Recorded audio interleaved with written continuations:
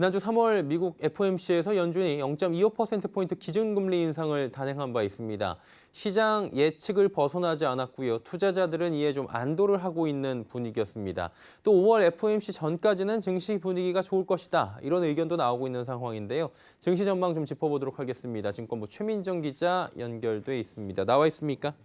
네, 안녕하세요. 예, 지난주 뉴욕 증시가 큰 폭의 상승을 보였는데 국내 증시는 기대에는 좀 못 미치게 잠시 쉬어간 듯한 것 같은데 오늘 증시 흐름 어땠습니까?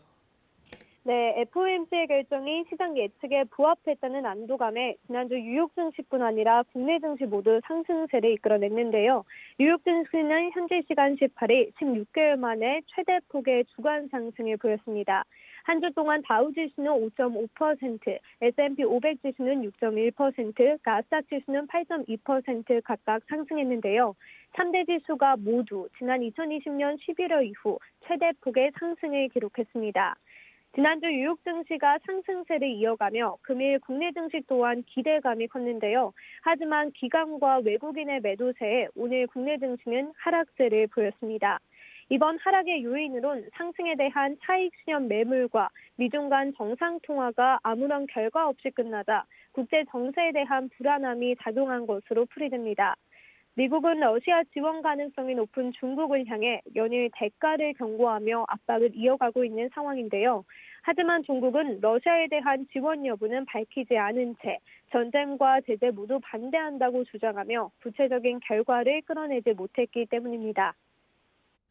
그럼에도 불구하고 5월 FOMC 전까지는 증시가 좀 괜찮을 것이다. 이런 의견들이 지금 나오고 있는 걸로 알고 있어요. 증권업계에선 증시를 어떻게 전망합니까? 네, 증권업계에선 5월 FOMC 발표 전까지 증시 전망을 긍정적으로 보고 있습니다.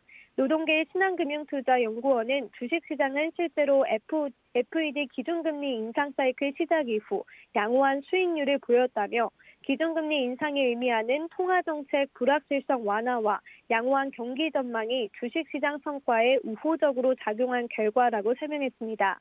문남중 대신증권 연구원 또한 3월 FOMC 이후 미국 증시는 본격적인 반등에 나설 것이라며 내년 내 연준 금리 인상기 동안 미국 증시는 평균적으로 21.9% 상승한 경험이 있다고 설명했습니다. 이어서 김대준 한국투자증권 연구원 또한 시장은 그동안 금리 인상이 몇 번 진행될지 몰라 불안함을 느끼고 있었는데 그런 우려가 FOMC 이후 빠르게 사라졌다며 정책금리에 민감한 2년 금리도 이미 오를 수준까지 올랐다는 전망이 형성되면서 글로벌 시장에서 우호적인 재료로 반영되고 있다고 분석했습니다. 다만 아직은 국내 증시 호황기를 단언하기엔 시기적으로 이르다는 우려의 목소리도 나오고 있습니다. 그래도 뭐 돌다리는 두드려 보자라는 것 같고요. 지금 악재보다 호재에 좀 민감하게 반응하는 그런 시장으로 좀 전환이 된 것 같은데 환율이 문제거든요. 환율 전망 어떻습니까?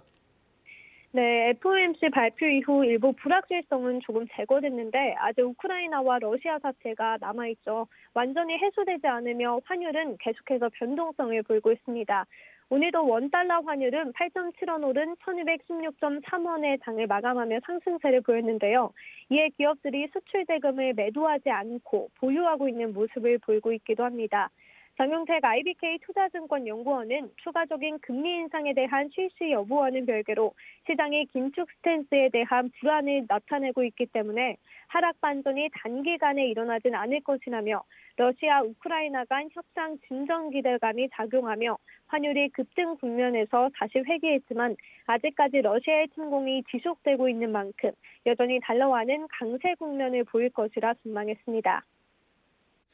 그리고 원자재 쪽 그리고 물가 상승도 이로 인해서 많이 커지긴 했었는데 현재 상황은 어떻습니까? 네, 국제유가와 원자재 가격이 계속해서 변동성을 보이고 있는 모습입니다. 이에 국제유가가 가격이 계속 오르며 관련주는 상승세를 보이며 마감했는데요. 대표적인 유가 관련주인 중앙에너비스는 8.99%, 흥구석유 4.33%, 대성산업 2.68%, SK이노베이션 3.01% 등이 상승 마감했습니다. 오늘은 우크라이나와 러시아 사태의 장기화 속에 글로벌 곡물 가격 급등이 우려되면서 농업 및 사료 관련주도 급등세를 보였는데요. 이에 한일사료와 현대사료는 상한가로 장을 마쳤습니다. 이외에 미래생명자원 22.36%, 선진 14.95%, 대주산업 12.88% 등이 급등 마감했습니다. SK증권연구원은 우크라이나 위기 이후 밀, 옥수수, 대두 등 주요 곡물 가격이 급등하면서 인접국들도 식량 안보를 위해 농산물 수출을 통제하고 있다며 우크라이나 위기 외에 기후변화에 따른 이상기후 현상, 재배 면적 제한 등으로 인해 식량 가격은 우상향할 가능성이 높다고 전망하기도 했습니다. 예, 증권부 최민정 기자와 짚어봤습니다. 오늘 말씀 잘 들었습니다. 네, 고맙습니다.